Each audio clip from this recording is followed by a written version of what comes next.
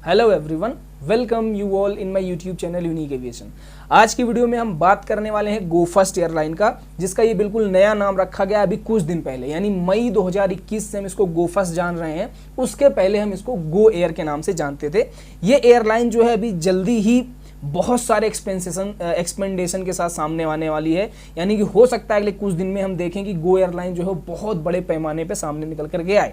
ऐसा मैं क्यों कह रहा हूँ ये मैं आपको धीरे धीरे करके समझाने की कोशिश करता हूँ। अगर बात करें इस एयरलाइन की, तो ये एयरलाइन जो है वो लो कॉस्ट एयरलाइन है, यानी जिस तरह से इंडिगो एक लो कॉस्ट एयरलाइन है, उसी तरह से गो फर्स्ट भी एक लो कॉस्ट एयरलाइन है, जो कि अपने एयरक्राफ्ट में पूरी तरह से इकोनॉमी सीटें ही अवेलेबल कराती है। यानी इसका भी जो मेन मोटिव है वो है सस्ते टिकट अवेलेबल कराना। किसी भी तरह का एंटरटेनमेंट और किसी भी तरह का रिफ्रेशमेंट या ड्रिंक आप बात करिए, फूड आप बात करिए, किसी भी तरह का ये अपने इन फ्लाइट सर्विस में अवेलेबल नहीं करवाती है। ठीक है, इसके अलावा अगर हम बात करें इनके पैसेंजर कैपेसिटी की, तो पैसेंजर कैपेसिटी के हिसाब से ये इंडिया का 5th लार्जेस्ट एयरलाइन है, जो कि लगभग 9% पैसेंजर्स को एक जगह से दूसरी जगह ले जाने में हेल्प करता है। इसकी स्टार्टिंग नवंबर 2005 में की गई थी वाडिया ग्रुप के द्वारा, जो बखूबी आज बहुत ही अच्छी तरीके से चल रहा है, हमेशा से प्रॉफिट में रहा है गो एयर।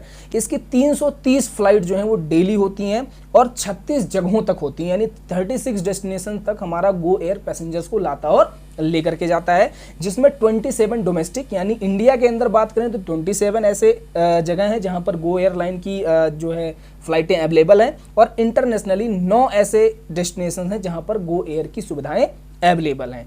बात करते हैं इसमें नंबर ऑफ एम्प्लॉयज़ की, कितने लोग ऐसे हैं जो यहाँ पर एम्प्लॉयड हैं, और इनके सर्विसेज की, तो लगभग 5 से 6 हज़ार ऐसे लोग हैं जो गो एयर में अपनी सर्विसेज दे रहे हैं, एम्प्लॉयड हैं। उसमें एएमई हो गए, पायलट हो गए, ग्राउंड सर्विसेज के लोग हो गए, रैम डिपार्टमेंट के, सिक्योरिटी डिपार्टमेंट के, ये सारे लोग मिला करके यहाँ पर काम करते हैं, 5 से 6 हज़ार लोग। बात करते हैं इनके सर्विसेज और सैलरीज की, तो इनकी सर्विसेज और सैलरीज एकदम बिल्कुल एवरेज हैं। जिस तरह से हमने इंडिगो का देखा था, जिस तरह से हमने स्पाइसजेट का देखा था, कोई बहुत एक्स्ट्रा ऑर्डिनरी सर्विसेज और सैलरी नहीं है, हालांकि किसी एयरलाइन से कम भी नहीं है, ये बिल्कुल एवरेज अपने आप को मेंटेन करके रखती हैं। ठीक है, बात करते हैं इनके सर्विसेज की मेन हब की, तो जो इनका मेन हब यानी कि हेडक्वार्टर जो इनका है वो मुंबई में अवेलेबल है, और इनका जो मेन सर्विस का हब है वो भी मुंबई में है। हालांकि मुंबई के अलावा दिल्ली हो गया, बेंगलोर हो गया, कोलकाता हो गया, चंडीगढ़ हो गया और किन्नौर हो गया, इस जगह पर भी इनके हब्स अवेलेबल हैं। ठीक है, इसके अलावा बात करते हैं इनके आने वाले टाइम में कुछ प्लान्स की, तो वो बहुत ही खास हैं। लेकिन उससे पहले हम ये देख लेते हैं कि इनकी फ्लीट कितनी है, यानी ये कितने एयरक्राफ्ट को फ्लाई कराते हैं। तो करंट डे में ये 57 यानी कि 57 एयरक्राफ्ट को फ्लाई कराते हैं, जो पूरी तरह से एयरबस की फ्लीट है। एयरबस की फ्लीट कहने का मतलब ये है कि इनके पास 2 तरीके के एयरक्राफ्ट हैं। पहला एयरक्राफ्ट है एयरबस 320-200, जो कि 180 पैसेंजर्स की कैपेसिटी रखता है। इस तरह के इनके पास 7 एयरक्राफ्ट अवेलेबल हैं आज की डेट में। इसके अलावा इनके पास है एयरबस 320 न्यू एयरक्राफ्ट, जो कि एयरबस 320 का ही मॉडर्न वर्जन है, जिसकी सीटिंग कैपेसिटी 186 है, और इस तरह के 50 एयरक्राफ्ट करंटली इनकी सर्विस में अवेलेबल हैं। और आपको जानकर के बहुत ज़्यादा खुशी होगी कि इसी तरह के यानी एयरबस 320 न्यू के इन्होंने 94 यानी 94 एयरक्राफ्ट के ऑर्डर दे रखे हैं, जो कि इनके टोटल फ्लीट से भी बहुत ज़्यादा है। ठीक है, तो आने वाले टाइम में हम ये उम्मीद लगा सकते हैं कि बहुत ज़्यादा एम्प्लॉयमेंट हमें मिलने वाली है गो फर्स्ट एयरलाइन में।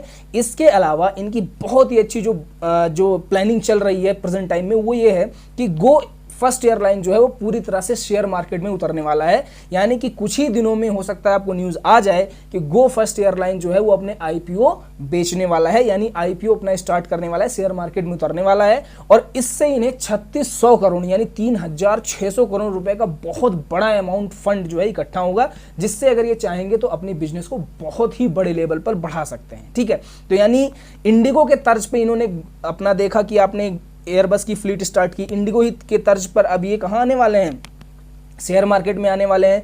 इंडिगो की तर्ज पे ये इकोनॉमी सीट्स अवेलेबल कराते हैं, लो कॉस्ट एयरलाइन है। तो कहीं ना कहीं आप ये कह सकते हैं कि गो फर्स्ट एयरलाइन जो है वो पूरी तरह से इंडिगो को कम्पिटिट करने की कोशिश कर रहा है, और ये हमारे और आपके जैसे कस्टमर्स के लिए बहुत ही अच्छी बात है कि मार्केट में कॉम्पिटिशन हो, क्योंकि हम जानते हैं जब भी मार्केट में कॉम्पिटिशन होता है तो हमेशा फायदा कस्टमर का होता है। ठीक है, तो ये भी बहुत अच्छी बात है कि अकेले अगर इंडिगो राज करता है अपने एयरलाइंस के दुनिया में, इंडिया में यानी डोमेस्टिकली, तो ये बहुत ज़्यादा नुकसानदायक आने वाले टाइम में हो सकता है। लेकिन जैसे कि मैंने बताया था आपको, स्पाइस जेट हो गया, गो एयर हो गया, और भी हम आने वाले टाइम में कुछ एयरलाइंस की बात करेंगे जो कंटिन्यू इंडिगो को कॉम्पिटिट करने की कोशिश कर रहे हैं, और ये इंडियन मार्केट के लिए, इंडियन सिविल एविएशन मार्केट के लिए बहुत ही अच्छी बात है। ठीक है, तो इनके ऑर्डर्स और इनकी प्लानिंग आपने देखी कि आने वाले टाइम में इंप्लॉयमेंट हो गए, सर्विसेज हो गए, इस मामले में हम गो फर्स्ट एयरलाइन से काफी ज्यादा एक्सपेक्टेशंस रख सकते हैं। ठीक है, अब अगले वीडियो में हम कोई नेक्स्ट एयरलाइन की बात करेंगे कि हम उनसे क्या क्या उम्मीदें रख सकते हैं। तब तक के लिए अगर वीडियो पसंद आई हो तो लाइक, शेयर, सब्सक्राइब करना बिल्कुल मत भूलिए। Thank you.